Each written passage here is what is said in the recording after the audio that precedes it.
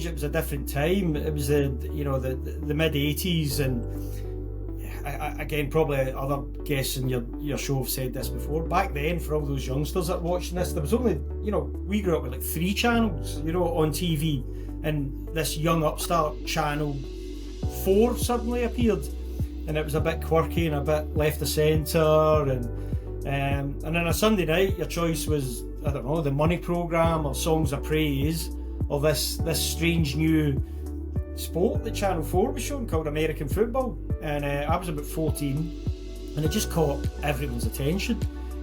I can remember growing up back then in Glasgow, and you would see the odd snippet of American football in a movie, or bizarrely there used to be a Saturday afternoon programme called World of Sport that would sometimes show like the Rose Bowl or something, and you had no idea what it was. It just looked so alien.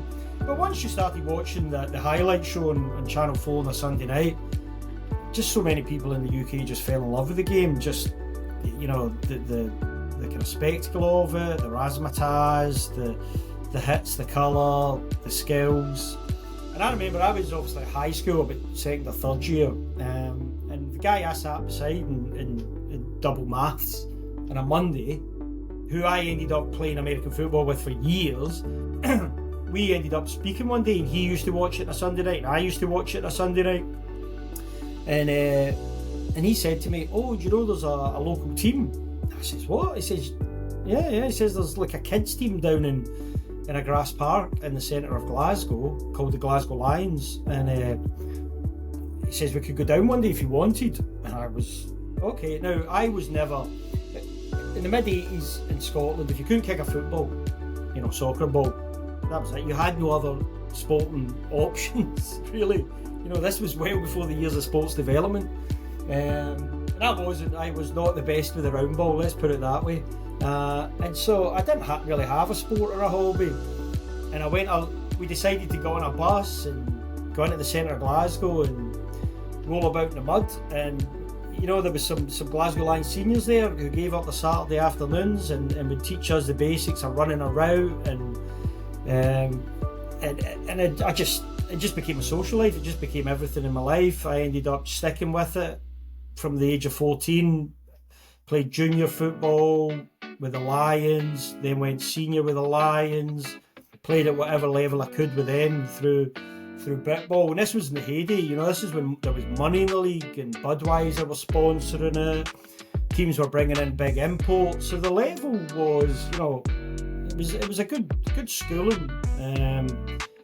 Not a schooling probably for what I was going to experience when I ended up with the Claymores. That was a whole kind of quantum leap. But so yeah, that in a nutshell is what it was. It was Channel 4's highlight show, like many people of my age. Did you always play receiver, or did you try other positions and fall into kind of playing receiver? I might have weighed probably 7 stone at that point. It was probably about 6 feet. So I think, yes, that was. I think when you'd seen the TV the night before, the kind of skinnier ones were always out wide catching the ball. So I think I was. That's obviously where I was drawn to. As I developed, wide receiver was the only position I ever played kind of, seriously, if you like. I did dabble with quarterback now and again. I dabbled very briefly. We used to play, it's funny, we used to play unkitted tackle football back then in like 1986, 1987. And, it was basically rugby but playing American football. And yeah, I played a little bit of quarterback back then. Bizarrely bookending because, I don't know if I'll ever get to it as I ramble, but the last game I ever played of American football was quarterback, and that was for the Glasgow Tigers. But yeah, that's the kind of the whole kind of spectrum. And then it was wide receiver in between. So you were mainly playing club football in Glasgow, and then you went to Strathclyde. Well, I'd always been at Strathclyde University. I was studying chemistry there from the kind of age of 17 onwards. So yeah, I was doing I was a student, and my hobby was playing American football. So when I wasn't at uni, I was very heavily involved with the Glasgow Lions. Junior team, you would practice, you practice the weekend, but then you would get in a bus and go wherever the seniors were playing the next day. I'd be jumping on the bus to Birmingham, jumping on the bus to Leicester, just to go down like an ultra, and sit in the stand at Saffron Lane or Alexander Stadium or whatever and watch the Glasgow Lions senior. And there was a point actually back then that I guess I had a bit of an inferiority complex, and I never ever thought I could, running theme, having suddenly you've got to jump to almost NFL level, you kind of think, I can't do this, I'm not good enough for this. And I used to wonder if I couldn't even play senior American football for the Glasgow Lions. But when I was 18, I joined that team, and as I say, that's just when the money was getting good. Sorry, the money coming into the game was there.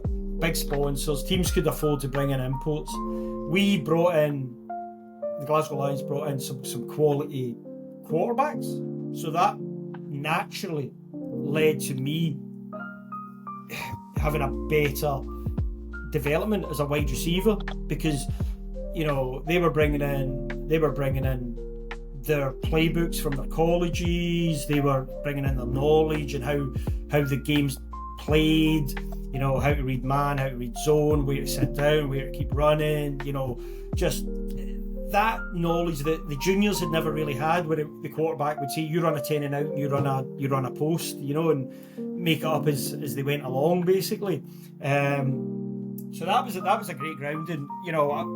We had a guy called Mike Haskamp back in the days, who he was a pretty decent recruit coming out of college. He never went pro, but God, he could throw a ball. And then we get Darren Trainer, and Darren, I still see Darren. He ended up settling over here. He came over from SFU in Canada, and he brought his playbook, he brought his skills, and I was lucky enough that I became his kind of possession guy, his ex-receiver. We used to have a burner out playing Z, and if they needed 5 yards, they would come to me, which became a theme as well through my Claymores days. So that must have been around the very early 1990s. Yeah, so I played Glasgow Lions from 88 onwards. We made, there was some, I can't remember, some registration issue. We got demoted to Division 2. We ended up winning that Division 2 season.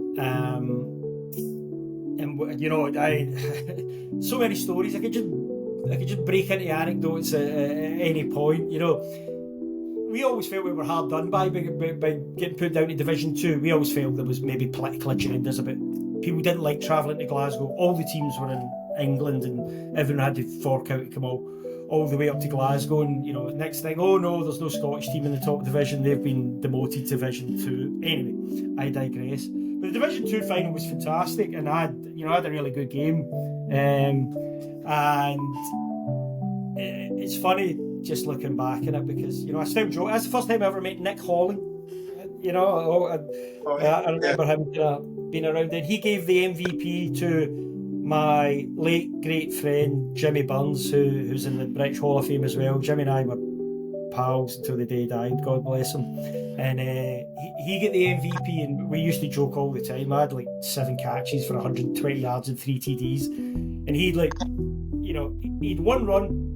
Okay, it was 99 yards for a TD. Nick Hawley gave him the MVP, but we always used to laugh about that. But no. So anyway, we come back up to Division 1. We made a final. We played the Olympians, and by God, we were simply outclassed that day. It was a rude awakening. So there was a point at that time when I was, you were thinking, right, okay, I was doing a PhD, or just about to start a PhD in chemistry at Strathclyde Uni, and I kind of thought, I've done this for so many years now, done it with the juniors, done it with the seniors, got as far as I could see where we're going. The league was starting to kind of change a bit with money and the politics and all that. And it was funny because in 1991, obviously, the World League of American Football appeared on the scenes. And I remember at the time, I'd obviously been playing relatively high level. The Glasgow Lions were a decent enough team. I was a starting receiver. But you know, there was guys who were obviously good enough for that, because the whole thing with the World League of American Football, you know, and it was in Montreal, and it was in obviously the London Monarchs, etc., and Orlando, and there was all this talk they were going to take international players. They were taking international players, and I remember thinking, no chance, not for me. I would, again, inferiority complex. I was probably weighing 11 stone back then, you know, at 6 feet, just doing what I could do. But there was guys, I used to see them, you know, just proper athletes in the British game, proper athlete. I mean, Victor X, you know, Victor Mohammed, just absolute stud. At this point, he was going to the Jets training camp and all that. These were the guys, Nigel Diaz and all that, Trevor Carthy stuff. These were the guys that I would look at and say, yeah, they're proper athletes, you know, Mike Taylor stuff. They deserve to be on that stage. And then that ran for a couple of years and then went away. And that's what I'm saying. It was about that time. It was I was early 20s, 23, 24. And then I remember being at a Glasgow Lions training and somebody said, they're going to bring back the World League. And they're going to put a Scottish team in it. And everybody was like, what? And they're going to have homegrown players in it. So everyone was buzzing about it in the Glasgow Lions, because we were obviously the kind of top team at that point. There was obviously a bunch of other teams as well. And I kind of thought, well, okay, if they're going to really look at Scottish players, maybe then I do have an outside sniff. And I remember we went to this horrific training, well, how would you describe it? Selection? It would be long, intense, and extremely demanding. One young man from Glasgow, a Claymore in '95, was once again determined to give his all and make the final team. To Scott Couper, known to his teammates as Scoops, the change from '95's training camp was immediately evident. Year one, we had Larry Kaharic. It was a Kaharic camp we were at, and it was tough. And then Jim Crane took over when we actually came back to Scotland. So this year, the '96 season, it was all Crane's camp, and it was different. It was very, very hard work with a lot of meetings which we didn't have in the first year. We were doing 14-hour days and practicing twice a day for 3 hours, and that was every day for the month, and it really takes it out of you. But managed to survive it and come back to Scotland for the season. In 1995, so I think January the 6th, 1995, when I was 25, a letter popped through the door with a little Claymores logo on it, and it said you've been selected to go to camp in the States and try out for a national player's position, and let the madness begin after that, I'll tell you. Unbelievable. Did you ever expect from doing that tryout for the national players that you had a good chance with obviously the Claymores getting set up? And did I think I had a good chance? When it became a Scottish team and they would probably be looking for some Scottish representation, Scottish players, national players, I thought, that reduced the pool, you know, that reduced the pool for them to fish in. So I thought, well, if I can't get in that way, then probably get no other way. And I thought the training sessions went okay. Again, I just always had this kind of inferiority complex that, right, okay, I can do what I can do in the field, and I can do it well at Brit Ball level, but pros is a different level. So when the letter came, it was that was it. It began for real, and there was a bunch of us all went to. God, we used to do some pre-season training before we went out to Georgia. So the first ever camp was in Georgia. I mean, again, this all seems like a bit of a blur back then. And there was a bunch of us. Some of the Glasgow Lions were there, like Gary McNee and Stevie McCusker and stuff had also been selected. God, I want to say big Don Edmondson there was there for Fife, and you know. So off we all went in a plane to America. And what happened was they took the skill guys out first, right? So they said, "Oh, we'll take the skill guys out, the receivers, the backs." Ben Torriero was there as well. I'd never met Ben. Ben and I became great pals as well.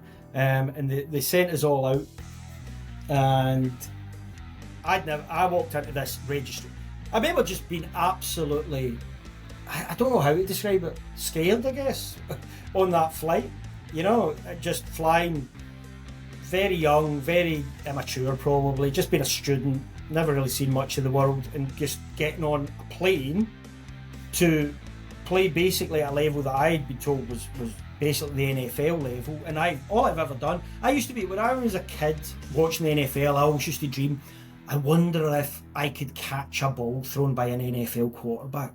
I bet it comes, I wonder if I could. I bet it comes really fast. And suddenly I was on this plane out there to go to camp with a bunch of guys that were NFL level and wanted to make the NFL or played in the NFL. So out we all flew, well, the Scout guys specifically to begin with. And we landed in Atlanta, Georgia. It was, again, it looked like a Glasgow day. It was, you couldn't see the mist was there, the rain was there, it was cold, it was February, and we got taken to some hotel somewhere, and there might have been 50, 60 guys. It was just like, it was just this kind of procession of people getting processed and drug tested and, medicals. And then you just basically joined the back of a line and kept wandering and, until someone told you, pointed the next place you had to be. And I remember walking in and looking at the size of these guys and being like, these are the quarterbacks and wide receivers. God knows what the linemen are going to look like. And it was so bizarre because I'd obviously, one of the guys that was in our team who'd been allocated to the Claymores was a guy called Tim Burnett. Now, Tim Burnett had played, I don't know, 4 or 5 years in the NFL, with the Kansas City Chiefs. He'd been a name, I'd watched him on a Sunday night, but for whatever reason, fell foul or whatever, they felt they needed to kind of earn these stripes again, and they sent him to Scotland, and I'm standing at physicals with this guy, and I'm just like, dude, I watched you on the TV, and now I'm going to be lining up beside you. The whole thing was a complete culture shock. The whole thing gave me a twitch at the beginning. I just was like, what am I doing here? The whole, we can go into as much detail as you want, Martin. That whole 95 season was just bizarre, absolutely bizarre. Because to finish that kind of anecdote, I do remember when the linemen did arrive a couple of days, like a week after the Scouts guys, and good lord, this, the size of these human beings that were wandering about. But it was funny, even in the first few days I'd just been together with the Scouts guys,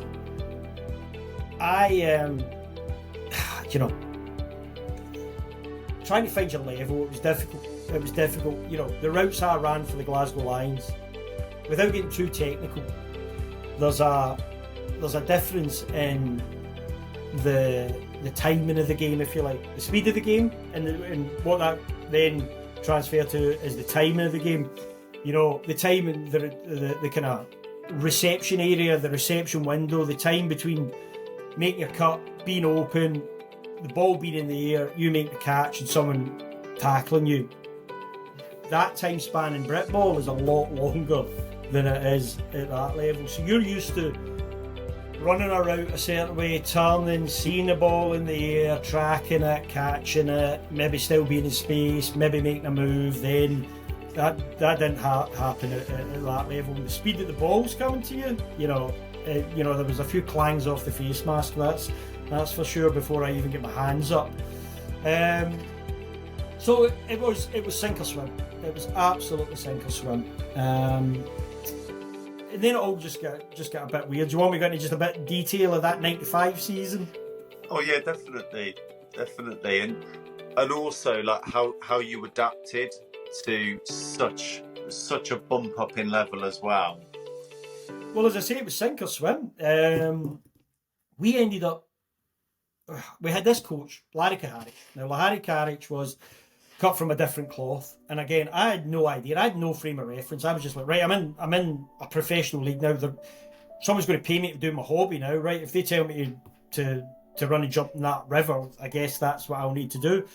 So it turned out Larry Kaharic was running this camp like we were high school kids or something. You know, a lot of the guys who'd been pros or were pros or, you know, are from big colleges they were like, this is Mickey Mouse, you know. We were doing all these kind of oaky drills and up downs and just, you know, it was real old school. It was real kind of elementary level stuff. A lot of guys got hurt. You know, there was a bit of, I mean, we all kind of happened behind the scenes. Our trainers, physios and stuff, they were working 20-hour days. Guys were like, with so many guys hurt because of the drills that we were running. I mean, I think he was doing full contact drills and all that at practice. Now again, I was just, you know, told to run a post. I would run a post, and that was one of the other things as well. Something like Clang, they just drop a big playbook on you. We're going to install 3-step game today. Tomorrow we'll install the 5-step game. Day after that we'll install the 7-step, and then the boots, and then, you know, and you're just like, whoa, right, okay. And then, you know, and then at the end of the week, you've got to know every play from day one, and you can't make any mistakes because everyone's fighting for a spot. And I never thought I was fighting for a spot. During all this, I was thinking, wow, look at me, I'm out here doing this. I just hope I can survive. I hope I come out the other end alive. And I thought, maybe I'll get 1 year of this. Maybe I'll get to stand in the sidelines of Murrayfield and do a bit of travelling for a year. Whoopie do, you know, what a chance. And so we ended up getting back on. I caught a couple of balls in scrimmages at Georgia. I'm just trying to think now, because it's funny looking back. God, who was we had a backup quarterback. We had Matt Blunden and we had Lee Williamson and stuff. We had I want to say, was it 95? We had one of our quarterbacks, would you believe, at camp was a guy called Jay Gruden. Okay? Brother of John. Who then went to be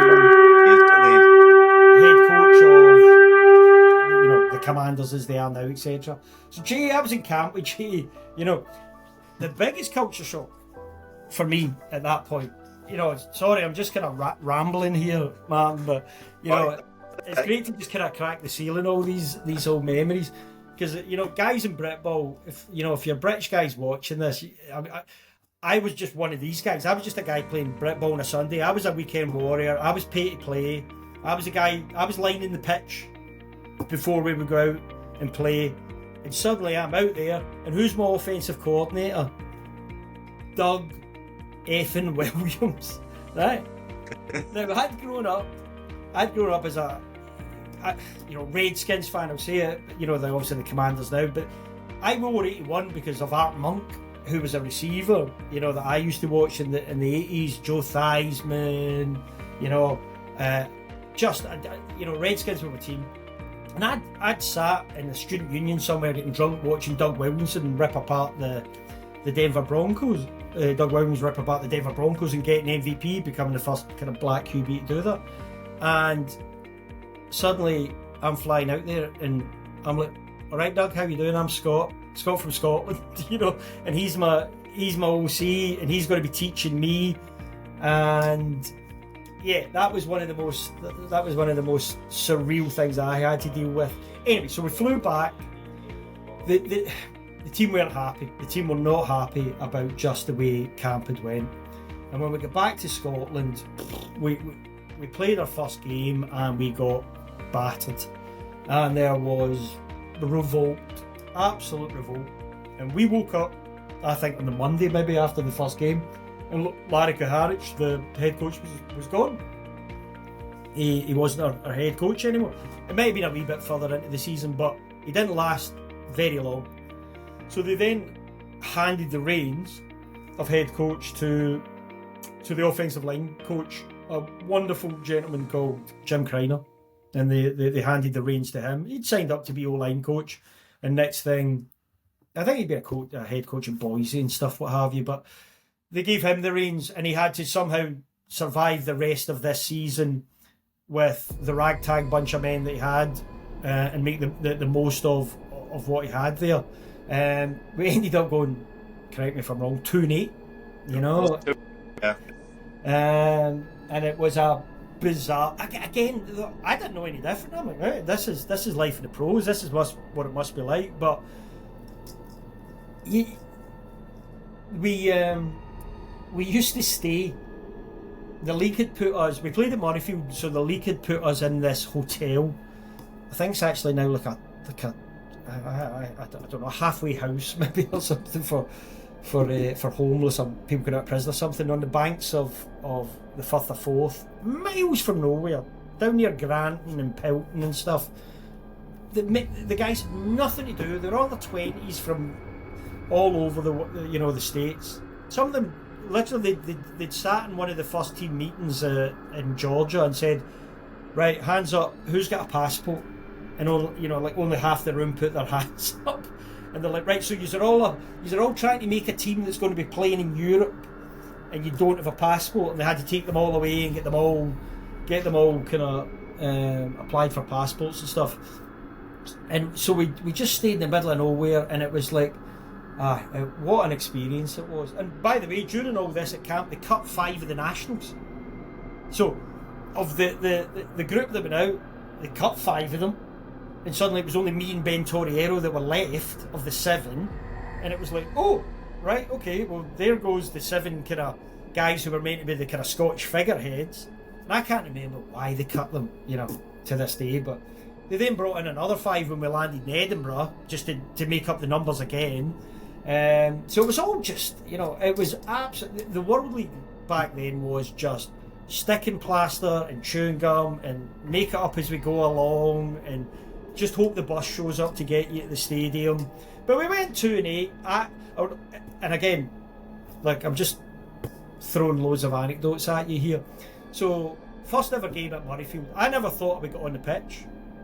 I never thought I would see the pitch. And I think we're kind of in the third quarter probably or something. So Doug Williams turns around at me and says, Scotty, get warm, we're going to put you on. And the heart drop that I felt, because you'd think you'd be excited. It was like, oh my god, what, I'm going to go onto this pitch with all these monsters, and this shit's real. And I went on the next drive, and sure enough, the play was called, and again, which would become a recurring theme for much of my career. My route was a hitch, 5-yard hitch, and they played, it was cover 3, guy played off. I remember just running my hitch, turning around, and the ball was near coming to me. And caught it, just hit me right in the gut, perfect throw. Just turned outside, got a few more yards, and oh my god, what a feeling. That was it. I caught a ball in the pros, and I thought, take me now. That's me. I don't think it can get much better than this. I didn't play. I think I ended up 95 with, like, I don't know, 4 catches, 5 catches, maybe as much as 10, I don't know, but sparring in and out of those games, it really was just a bizarre. And again, bizarre little anecdote. So we're sitting watch. I can't remember from Sky. No, someone did a podcast with Jeff Reinbold, and suddenly Jeff Reinbold was saying, yeah, when I was coaching with the Rhine Fire, we had a guy who went on to make a big career in TV, and I was like, well, and it turns out it was the guy from Brooklyn Nine-Nine. Do you know who I'm talking about? Yes, I do. Terry Crews. Terry Crews, right? So yeah. Terry Crews was a linebacker with now. Well, yeah, the right fire, yeah. Yeah, the right fire. So at this point, my kids, I've got 4 boys, and at this point, they're watching Brooklyn Nine-Nine on repeat, and I hear this in a podcast. I go running in, and I'm like, boys, I played against Terry Crews. And they're like, what? I says, I played against Terry Crews. And so I went down to the basement where all the memorabilia and boxes are. I found the programme for my first ever game. And I was like, boys, look. It was like the 2 rosters in it, and there's Terry Crews, middle linebacker, Rhine Fire. I'm like, he might have tackled me in my first ever catch. I'll have to try and find it. So anyway, so World League back then was other people would tell you. Oliver Luck, you know, he ran the whole show, or he might have been a GM. I can't remember if he was just a GM then, or if he ran the show. You know, he would say the same thing. It was just you just somehow managed to piece that league together and get 10 games and just managed to get 2 teams on the field at any point. And we scraped and made it all the way to the end of the season, as I say, 2-8. And I didn't know what would happen after that. I thought maybe that would be it, but I'd had a hell of a time and a hell of a journey doing it. And then we got better the next season. Certainly did, yeah. That was obviously the World Bowl year, and you featured a lot more in '96. Was it the same kind of coaching staff and setup from the end of '95 going into '96? Jim Kreiner came back as head coach and was allowed to run camp the way he wanted and pick the team he wanted. He'd picked up the rag bag that Larry had left behind. Those that were fit enough to play were still there. And I'll say at this point, there was good guys, obviously, like everything in life, there's good guys and bad guys, and there was a lot of good guys, and there was guys that were there for whatever reasons. But one of the best guys in '95 ended coming back in '96, and that was a guy called George Coghill. So yeah. George ended Safety, wasn't he, George? Safety. Yeah. He ended up getting 2 Super Bowl rings with the Denver Broncos. So Kreiner could pick his own team, and he got to kind of just hold the reins and do it his way and what have you. I can't even remember. I want to say that was the year he brought in Vince Alcalde. Now, I'd love to think one day Vince Alcalde will hear this or whatever, but the reason I got to play 10 years and do what I did, a lot of it was down to that guy, because Vince was our receivers coach, and Vince took everything back to fundamentals, and he absolutely... And American football isn't just a game of fundamentals, it's just ridiculous athletes doing it. The same stuff, I tell kids this sometimes if I dip my hand back in, the way you throw a football, the way you run a route, high school kids are taught the same thing as NFL players, and they should be doing it that way. And he really, really worked on my fundamentals. And what that allowed me was it just gave me just that little bit more of not an edge, but it took away a lot of my bad habits that the Glasgow Lions had built in, that no one had really tried to sort out in '95 to a certain extent. And I could really start to understand what I needed to do just to give myself just that slight bit of advantage, and what worked for me as a relatively slow, skinny, underweight wide receiver, trying to make it in pro football. And every year, I'd like to think that every year I just refined and evolved and found something else to work on and what have you. I was lucky enough through all those years, the Claymores helped, was to work with a guy called Hugh Watson. Hugh Watson was, Stephen McCusker, who's another national player that I played with, who was national coach for many years, knew Hugh Watson from university, and he was a sports scientist, and he was an absolute genius, and he was the first one ever, you'd lift a bit of weights, but he was the first one ever, this was years before, no one knew about sports science and sports scientists, or it wasn't as big, what have you, but he worked with us and other national players and really gave us insight in what we needed, and speaking personally, what I needed to do to try and get faster, not heavier. I could never really, I could never get much more than 170 pounds or whatever, but the combination of the fundamentals of a really good coach, looking after myself off season, more than I'd ever done at any other year, and built in the sports science, really just allowed me to progress, and just that little bit more confidence of having played in '95, having made some catches out there against people of a kind of NFL level, just allowed me to have a wee bit more chutzpah about me when I went out in '96 felt like I belonged a bit more. And in '96, and again, like, some of these memories are pretty hazy, I think what they made a rule that a national player had to be on the field for half the game. So every other series, and there had to be a national player in the 11 on the pitch. They'd have a little European sign on the down marker if it was a national series, what have you. And I guess some teams worked out, and again to my advantage, that it's easy to hide a wide receiver. If you go triple set, as long as the wide receiver knows what route he's running, and he can drag defenders where they're meant to be to allow the better guys to get open, then you can have a national guy out there doing that. And so I was lucky enough that I could do that. And I always look back and think that was one of the things, was I could do what I had to do. I knew my playbook. I didn't make mistakes. I knew what I could read defences, all that stuff, and it would allow quarterbacks to have confidence that I wasn't going to mess up. I wasn't going to hurt the team, and if they had to, they could throw me the ball and I would catch. I was never going to be I was never going to be a number one.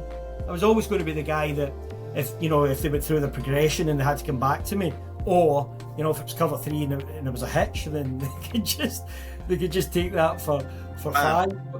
But so '96 was great. We had a great bunch of guys. Colgate, and obviously we had Jim Ballard at QB, a guy who just had dog in him. He was a Division 3 QB or Division 2. Division 2 from Mount Union. Yeah, he'd won national, and just not probably given his chance and all that, and he was fighting hard. And we had the lefty, Steve Matthews was our main QB that year, but then he got hurt, and Jim had to step up, and Jim stepped right in. We had Yo Murphy, we had Sean LaChapelle. We had Yo would end up going on to be probably one of my best pals over the course of that. He came back 3 times, I think, to the Claymores, and then he went on to win Super Bowls and win Grey Cups. I think he's the only guy that holds a World Bowl ring, a Grey Cup ring, and a Super Bowl ring. Just a great guy, and he's still doing really well out there with his own business, teaching young wide receivers sports science and training techniques and what have you.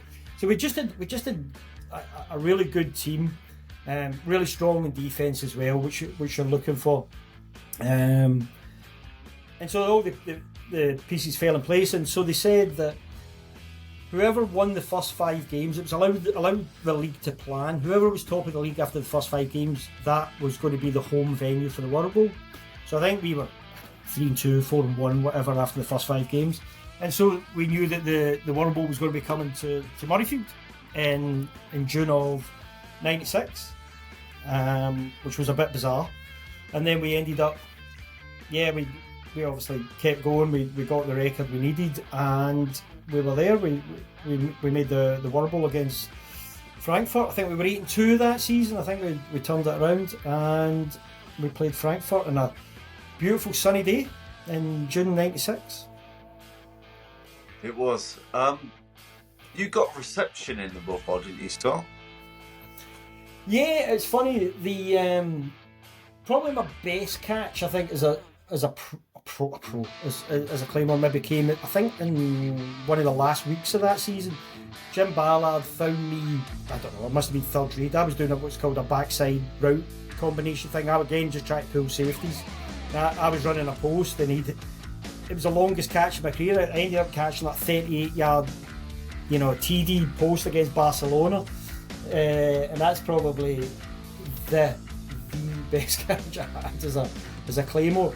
But the World Bowl, when I look back, was absolutely bizarre. There's highlights on YouTube, and it's funny because I've watched it. I think I've shown it to my kids and stuff, and you get your memories of it.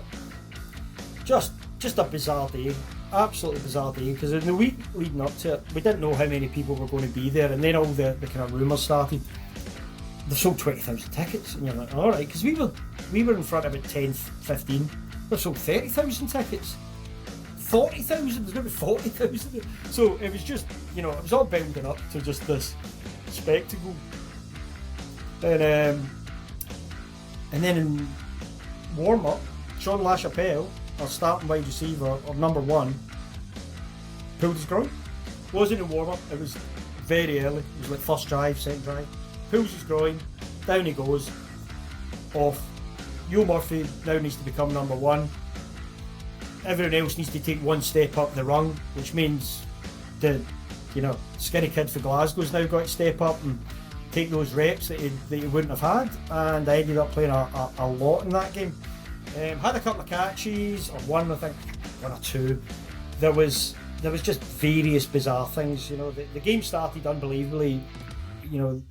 We kicked off, they bring it out the end zone, we just absolutely killed the returner, out pops the ball. I think empty Marcus Thomas picks it up and runs it in, and we're 7-0 up after 4 seconds or what have you. So the whole thing just started bizarrely. Then, as I say, Sean got hurt, what have you. There was just various things. It was ebb and flow, backwards and forwards. Again, correct me if I'm wrong, I want to say they'd Steve Pelleur as QB at Frankfurt. Steve Pelleur, who again I'd watched on a Sunday night playing for the Dallas Cowboys. And just, they had some weapons, Mario Bailey and everybody. And they didn't go cyber, they were using our national running back a lot. And so you never knew who was going to win that game. And all I wanted to do was contribute and not make any mistakes. As I say, he made a couple of grabs. Bizarre, I remember Willie Tate, again a guy I'd still keep in touch with. He caught a ball across the middle and got hit. And it was one of those moments, the ball just popped out, he fumbled, and the ball went spinning through the air and straight into my arms, just kind of... Could have went anywhere, could have went to anyone else, but no, so I recovered the fumble, which was great, got some yak after that, not much, and then there was another play that got called because I had stepped up. We had this play in the playbook that was a reverse flea flicker where X went to take the ball in the reverse, and then he pitches it back to the QB to throw it, and it turns out I was at X and they ended up calling the play. I don't even think I'd run it in practice, because they would never have thought I was going to be out there so sure enough, next thing I'm taking the reverse, and one of the guys, I think the big D end in contain or something, had sniffed it out. He turned, he's coming straight at me, and he's between me and the QB I'm meant to be getting the ball to. And I remember just throwing like this basketball pass. I literally just lobbed him with the ball and somehow got it back to Jimmy Ballard. I think he ended up throwing it incomplete, but the whole thing was just bloody surreal. And it was probably topped off when, at the very end of the game, because the game had been so tight, no one knew, we scored, they scored, and everyone thought they were going to do an onside kick. Right? They're like, they're going to onside kick it. The hands team, get the hands team out. Right? Obviously, most people watching this will know football. You've got your kind of skill guys, you're expecting them to just dribble the onside kick, and you want your guys with hands there. And so out we go. I'm on the hands team, and sure enough, they just split and just line up for a normal kickoff. And there's like a minute left, or I don't know, 2 minutes left of the freaking World Bowl. We're like 6 points ahead. In my position, if they go normal kickoff, I'm now the kick returner. Now, I've never returned a kick since the Glasgow Lions, and suddenly there's like a minute and a half left of the World Bowl, and I'm back there. And obviously, I haven't practiced that in 10 years, and just watching this ball sail through the air, coming at me, and I'm just thinking, oh my God, right, I've got to return this. And returning kicks ain't no joke, right into the teeth. This is old school. This is when they were running 45, 50 yards at you full speed. And I remember... Either could... It's where you take out from, so not like today, where they bump it forward and stuff. And I just remember, don't fumble. And I think I just double-handed it. Got what I could, and... yeah, and then the whole ending of the game was bizarre. There was the fumble Ruski rule where only the person who fumbles it in the last 2 minutes can recover his own fumble, and it was bizarre. And then the ref blew the whistle and we'd won the World Bowl, and it went a bit bonkers, I'll tell you that. I bet you didn't think that was going to happen a few years before. You were going to win a professional championship in your home country, and yeah, of course. I mean, even thinking about it now, it's absolutely surreal. And that was, it probably doesn't get much better than that. That's probably the kind of high point. That whole experience, especially contribute as well. Especially being out in the field and actually being a mate, like playing a lot of the game and feeling like I contributed and giving. I had two or three touchdown catches that year and everything. So I really felt that I'd been part of the team, and then to get the ring at the end of it all, and just was it was sweet memories, that's for sure.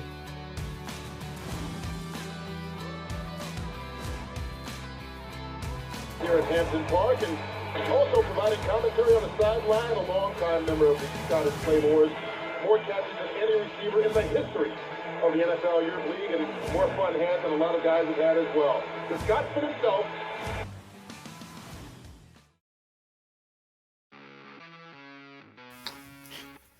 Chicago Bears. How did that happen? Wow, of course. Well, so again, I mean, the timing's kind of quite good, I guess. They've just announced that they're going to be playing another NFL game at Croke Park later this year, which is fantastic, in Dublin. Now, I can't remember when the rumours started or when I got told. So 97 was a kind of strange season, mediocre, I can't remember, 4 and 5, 5 and 4, or 5 and 5, something like that. Again, I think I did okay that year. I think maybe it was a year I'd maybe 20 odd catches or something, but again, just feeling a bit more comfortable with my own skin, evolving every year, just learning what I needed to do to succeed, what I didn't need to do. I can't remember who the GM was. It the GM or was Steve Livingston PR at that point? But he's out in the States now working in soccer, and he came up and he's like, "Look, the Bears and the Steelers are going to be playing a pre-season game in Dublin in July, and they want you to go and play with the Bears." And I was like, right, okay. So again, I felt like I'd found my level almost. National guy, possession guy, know what I could do. And everybody knew me and kind of knew it. But this was a different kettle of fish because, the national guys in NFL Europe, we had like I said, they had some rules that kind of were in your favour and what have you. But they were just going to send me out to this camp. And I wasn't under any illusions, Believe me, there's more PR weight in it than there is me having any realistic chance of getting anything out of it, other than, a sore body. But off I went to Dublin in July 97 to join up with the Chicago Bears for a week. I signed a 10-day contract, which I've still got. No money, just training camp. You don't get money. You get per diem, which is you get 20 quid per day or something to buy your food when you're there. But it was 60 guys all fighting tooth and nail for $1 million contracts. No one gave a monkey's who I was. No one cared. I was just some, they'd flown in from Chicago. They'd already had 2 weeks of camp, 3 weeks, 4 weeks of camp, and suddenly in comes some kind of skinny Scotsman carrying a bag saying, "Oh, I'm joining you guys for the week." I was barely lucky if somebody knew who, where I was meant to go, or if I had a locker or what have you. But don't let me play this down. I was still there with the Chicago Bears. I mean, I'm sitting there, Brian Cox is linebacker, who else was there? So one of my best anecdotes is one of the receivers who had just come in to the Bears, it was Ricky Prohl. So Ricky Prohl, I like to watch those kind of white wide receivers, making it out there in the NFL, those possession guys and stuff, and he probably had a bit more speed than me, and so Ricky Prohl was there, and I remember once we were watching film after one of the practices, and the coach was like, "Ricky, you need to take that route just a couple of yards more deeper." Ricky Prohl's like, "Coach, that ain't me, that's a Scottish kid." And I'm like, yes! I must look like Ricky Prohl in film. So it was bizarre. As everywhere you turned, there was just another NFL name that you'd heard about. And again, they were all too busy looking after themselves, and it was just that I knew why I was there, and I get through the week and the game. Now, one of the things as well was they were all fresh at camp, or relatively fresh at camp. I'd just played a whole season, and so there's a difference in how you feel at the end of a season, and how you perform. I didn't perform as well as I could have hoped at that 10-day camp.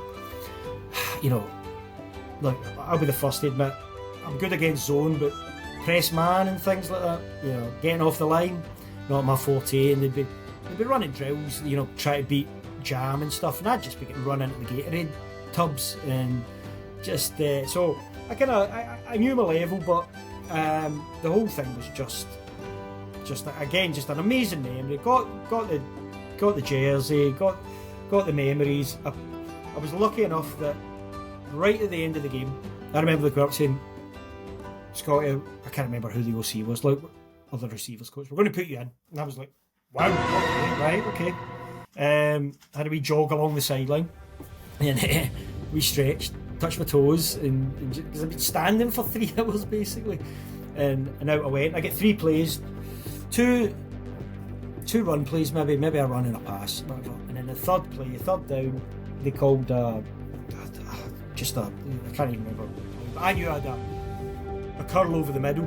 A route I'd run loads, and it's so bizarre. Again, what probably 2 major kind of regrets. That's all right. I've got 3. Can touch on, but that was one of them. I tell young kids, always go back to the ball. Always go back to the ball. And I come out my break in my curl, and I saw the ball in there coming to me, and I think that's what made me freeze, was the fact that it was coming to me, and I didn't go back to the ball. And so up went the hands, and the ball hit my hands at the same time as the 220-pound defender.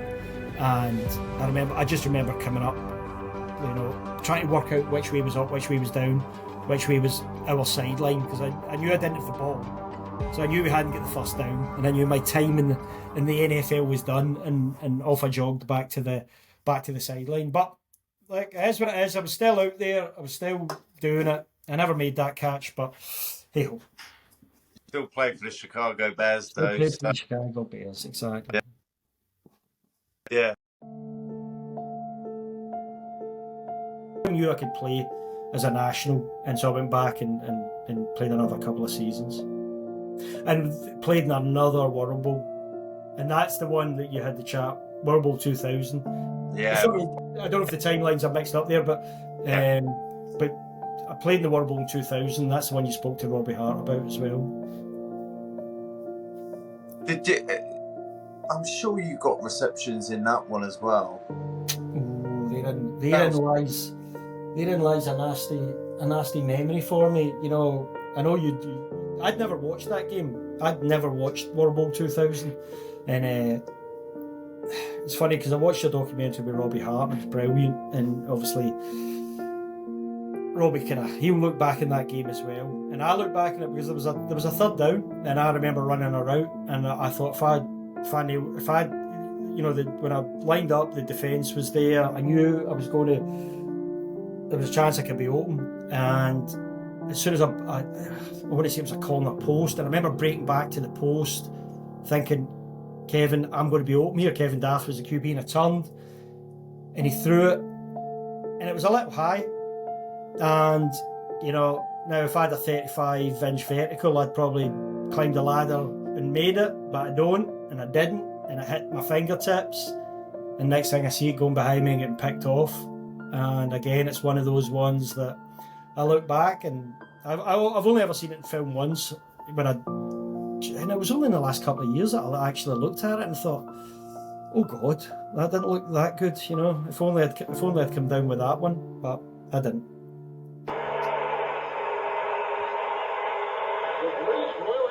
Providing a flyover for us here at Hampton Park, and also providing commentary on the sideline, a longtime member of the Scottish Claymores, more catches than any receiver in the history of the NFL Europe League, and more fun hands than a lot of guys have had as well. The Scotsman himself, Scott Couper, the third member of our crew, down on the sideline. Scott?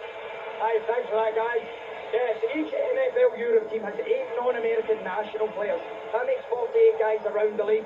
49 non-Americans if you include Scott McCready, the English-born receiver who was allocated by the New England Patriots to the Claymores this year. And these guys play all over the field, offense and defense.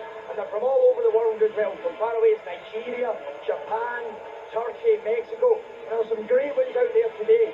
Keep your eyes out for Marco Zuma, receiver for the Frankfurt Galaxy, and Bastian Lano, who dominates from the right Fire's defensive line. But back to you guys. All right, Scotty, good job there, buddy. Hey, that guy is a pro. He's got a career future. That's Well, Craig Nall at quarterback was... Oh. I just fully expected Craig Nall to go back and play NFL football. He was ridiculous. You know, some of the throws he could make. No, he was a proper NFL quarterback. His problem was, I think, he ended up behind Aaron Rodgers for... He did, yeah. You know, X amount of years. He would be one we absolutely destroyed Berlin Thunder in the first game of the season, wasn't it? That was just absolutely phenomenal. Yeah, I mean, that year, God, we were too good that year not to make the World Bowl. Too good not to make the World Bowl, and there was just, you could almost look, I remember thinking at the time, you could almost look back in the season and pick out 2 or 3 plays that you were like, if we'd made that play, we'd have been in the World Bowl. But that was a great team. Trying to think, did we have Aaron Stecker that year? I can't remember if that was the year we had Steck, but yeah, Craig Nall was just a proper QB. But you know, I played with some other guys. You know, I played with Dante Hall, who obviously went back to, you know, Dante had been sent to us to kind of, he'd been a running back, I think, out in college at the States, and they wanted him to turn in more of a slot receiver, so thus he'd been sent to us to try and hone his craft and his skills and what have you. But who knew what type of, I mean, just a ridiculous athlete as well, with just every move in the book. And he ended up showing that, certainly to the NFL when he got back as a returner. So there was just, and that's the thing, you know, you get people who, like somebody like Craig Nall, I would have thought when I went back and had a 10-year career, well, he probably did have a, you know, big, long career, but I'd have said he'll be a starter in the NFL, and just the way it doesn't work out. And then you get people like Brad Johnson, who'd been in with the Monarchs in '95, and Kurt Warner, who'd been with Amsterdam, and you get these guys that just get the chance, get the break, and go on and win Super Bowls. Is this really it? This is really it. It's actually quite ironic, because I think I've retired in front of you twice before. Once from my amateur British career, and certainly once for the Claymores. I'm actually getting quite good at it, but I know in my heart this one's the final hurrah. I feel lucky to get out after playing American football for 20 years, a tough contact sport with my health. And I'll be looking forward to giving back to the game in my role as a development officer. Now, we've talked about this before, Scott, and I know you like to be modest about your role in sort of developing American football here in Scotland, but there's been such tremendous grassroots work in developing the game north of the border, hasn't there, over the last few years? Yeah, we've been lucky. The Claymores is a focus, so it's easier for us to go into schools and, you know, sell the sport of American football, and that includes flag football, to the kids. You know, they know the Claymores, they come out to the games, they get a chance to come and see the Claymores playing, and it's you know, something for them to shoot for. And over the past 4 or 5 years, we've seen flag football grow huge, and from that we've seen tackle football for kids grow big as well, and it's great for the future. I know that there's a bunch of kids out there playing who legitimately could probably look to try and go over to the American environment, high school, college, etc. And that's what we're looking for. Give these kids life opportunities and a chance to play a sport. Well, Scott, there's some symmetry here, isn't there? The very first year you played for the Claymores, it was 2-8, and it's finished 2-8, and this has just been such a frustrating season for so many reasons. Again, when I look back in this year, it's going to be tough accepting the fact that when we lost, we didn't lose by much. We were close, we were always there or thereabouts, and like you said, you know, I started off 2-8 and finished 2-8. Back then in '95, you know, I was just happy. I was probably still staring around at the stadiums more than I was at the game. Couldn't believe that was there, but yeah, now being a big part of the team for so long, it's tough. And it's frustrating for everyone. It was a great bunch of guys this year. It just just sometimes didn't click in offence, and probably that's what hurt us the most. Thanks for the memory, Scott. Nah, no problem, man. And then, you know, we changed coaches with Gene Dalquist, and then we had Jack McNeil. Now, listen, Jack McNeil was a legend in NFL Europe because everyone used to love the Barcelona Dragons. Everyone wanted to play for the Barcelona Dragons. You know, they lived in the beach. Jack didn't give a monkeys about, you know, hard practices. He would run 1-a-days, right? When you go to camp, you do this thing. You do 2-a-days, right? Everybody does a 2-a-day. Alarm goes off at 5 in the morning so you can get taped and then on a bus, and then you lumps at each other for 2 hours, and you get back in the bus, go back, get a bit of lunch, get taped again, get back in the bus, and go and do it all again in the afternoon. And you do 2-a-days, and then you're in meetings. Camp is just a grind.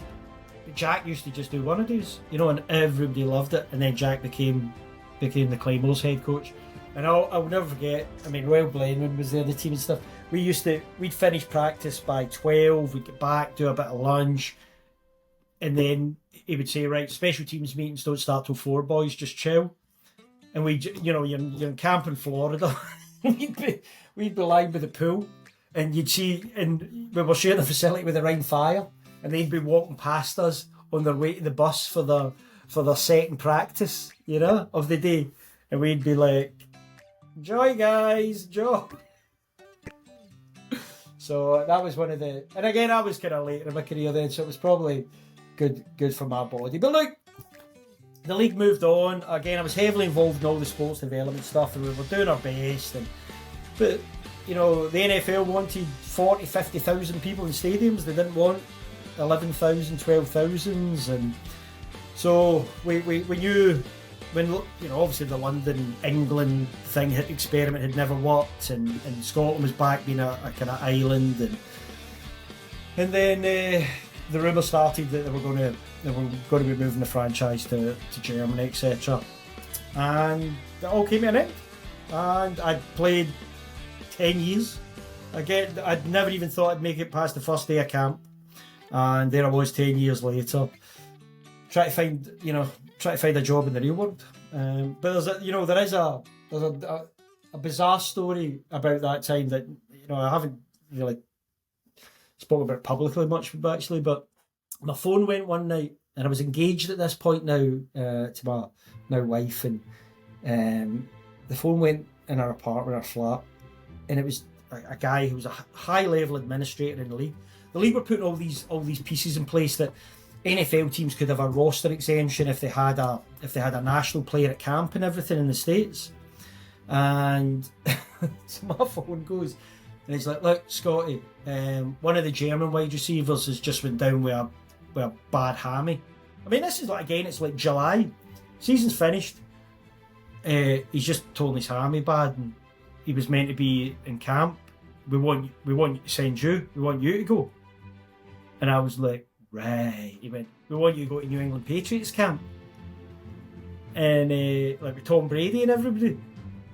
And I was like, right, okay. Says, can you let me think about that? And hung up the phone. And I remember my wife says I threw darts at a dartboard for about an hour while I sweated that decision. And I'd thought about the Bears experience, I'd thought about how sore I was, I thought about how old I was, and I phoned the guy back and I said, look, I don't know if this is what you want me to hear, but I'm not going to go. Give it to a younger guy, give it to somebody else. So I knocked back Tom Brady and the Patriots, there you go. Fucking hell. What year was that? Right then, 2003, something like that. 2002, 2003. I think it was the last year. I think it was because I was, as I said, it was right at the end of the, you know, of my career that I was engaged and stuff. So, it's funny. And do you know, I never regret it. I never ever regret that. No. There's other things I do regret. As I say, like, you know, tipping the ball in the World Bowl, the Chicago Bears, my last ever game of American football was at 40 or whatever. I I'd been asked, I'd signed up with the Glasgow Tigers to help them out. This, a local amateur team. The Lions were long gone by then, and they'd made it to a British final, Division 2, I want to say. And they'd asked me to play QB. Never played it in 20 odd years. And in a British final, I got through the semi-final, I think, and we made it the final.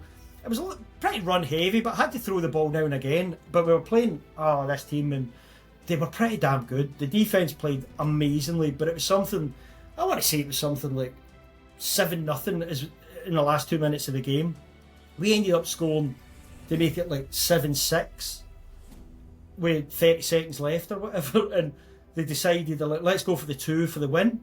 And so we'd been having a lot of success with this kind of, me just kind of doing like power sweep me behind the 2 backs and pulling guards and everything, just getting some yards. We'd been picking 5 yards up every play. We'd done it, and we get in the huddle, and I remember calling the play. I remember taking the snap. I remember spinning out, and I remember spinning out and not seeing anyone in front of me because I had went right, and the play had been called to the left. And there was just the guy coming on the back end contain that just hit me right in the teeth, and the game ended. And to this day, I still don't know. Everyone says I called it to the left, but in my head, I'd called it to the right, and so there you go. So my last ever play of American football was one that I will rue to this day. But yeah, I never ever regret not going to Patriots camp. I mean, because back then it was kind of just to promote NFL Europe, wasn't it? Because you had a lot of kickers and stuff would go there, play a couple of games pre-season, then just get cut and sent back. But well, exactly, and that was the thing, exactly. Look, I'd jumped in with both feet, gung ho in '97 with the Bears, and learned my lesson. It was enjoyable, but it's tough. It's a tough slog for 10 days. It's dog eat dog out there at camp, and no one was going to be taking any prisoners with this 32-year-old, guy with a weird accent that can run a 4.8. It would have just been a bloodbath, and I just once bitten, twice shy. They had other guys out there. They were sending nationals to every other camp. They could get their PR mileage from them. If somebody else wanted to do it, if there was someone else that was better placed and a better athlete than me at that time, then they could probably have put on a better show than I could have in representing European American football. I'm just an old dude at that point. I know the feeling. I'm 38 now. That's why I punt. Well, as I say, no, you just. Yeah, well, I'm 55 now, and literally I've had 2 shoulder surgeries. I just, I creak and I groan when I move in the morning. But I shut my eyes and I still think I could run a comeback. Do you think there will ever be? I don't know if you follow the European League of Football, but do you think there will be a British? Or maybe the Claymores might come back in some form. Is that the league where they've got the rights to the names, so they're in fire and all that, play the favorite game? You never know. I don't know. I mean, if they were happy enough, I think the weight that the NFL brought to the Claymores, the marketing, the money behind the office, to put 10 to 12,000 people into Hampden and Murrayfield, whatever. You wouldn't get those numbers, I don't think, if you were to put on relatively decent level American football. It depends. I don't know what kind of crowds they're getting. It's an expenditure. You think, the league would need to do the business. They'd need to work out the numbers, whether sticking people in flights to Scotland made sense for them. What's the market out here for it now? It's great. It's great to see that British American football still thriving. It's developed in leaps and bounds, obviously, since I've left. It's great to see flag football's really popular, because I was heavily involved in that. It's great to see the uni game still going really strong. It's great to see the academy and the IPP. The rungs of the ladder are all there now. If there's a really good athlete with the hard work, the ethic, the skill, and the talent, there are people in place, and there are processes in place that can get them in front of people to recognise that. And it probably wasn't that back then. It was just back then it was just a case of if you were good enough in Brit Ball, you might get a chance to go and try out for one of the NFL Europe teams. But if you didn't, then it was back to Brit Ball and stuff. So I think it's in a good way. And I've been to the BAFCA conference a few times, and as I say, I've dipped in with East Kilbride Pirates, who are Scotland's top team now, and they look like a great organisation. You know, their setup was a million miles ahead of what the Glasgow Lions was. And so look, I hope the game just continues to go. It's obviously it's a difficult game to play, to get into. You know, flag football makes it a lot more accessible. I don't think, you know, I think the NFL is actually more popular now than when I started.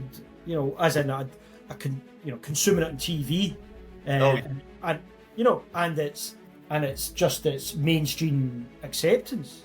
Yeah, you know, it was people, you know, sports fans just know about the NFL now. You know, it's just, you know, it's just there. It's in all the major kind of sports feeds and stuff, and you know, people know who players are, and yeah, sometimes that's down to the griddy and stuff like that. But that's part of the reason, Scott, how I got into the Claymores was I just discovered NFL. Like, I knew what it was. I remember seeing the like weekly highlight show on Channel 4 on a Saturday morning and stuff, and you know, it would be like 90 seconds of each game and stuff like that, but you don't really understand the game. And then I found, by accident, NFL Europe. I think it was in April or May. Back then, Sky Sports only had like 2 or 3 sports channels. Yeah. And I remember flicking through and I'm like, there's a European, this is awesome. I just loved it because it was like, well, obviously being English, it never bothered me being a Claymores fan because I was just like, well, they're the British team. The Monarchs on and stuff. And I just remember watching it and thinking, yeah, well, I'm not watching the best in the world, but they're our, it's representing us.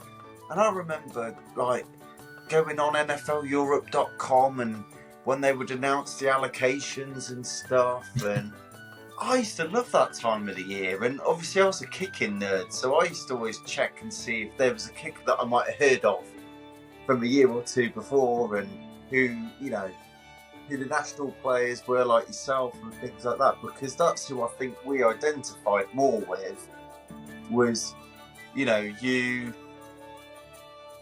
Roel Blenman, you know, obviously Rob Hart, you know, the national players of the team and stuff. And those guys could play, you know. Roel was, you know, what a baller he was, and Hutchinson and those guys, you know, they were, and Tom Tovo and stuff, just, you know, they could have played. There was probably some cultural barriers, as in they weren't American, you know, it's as simple as that. They just banged up against, you know, as I say, I was very accepting of my level and where I wanted to do and what I wanted to do, and I think I accomplished that. That's for sure. This is the last time he's going to be running out here, and he wants to do something. What a great servant he's been, not only to the Claymores, but for American football in the UK. First down.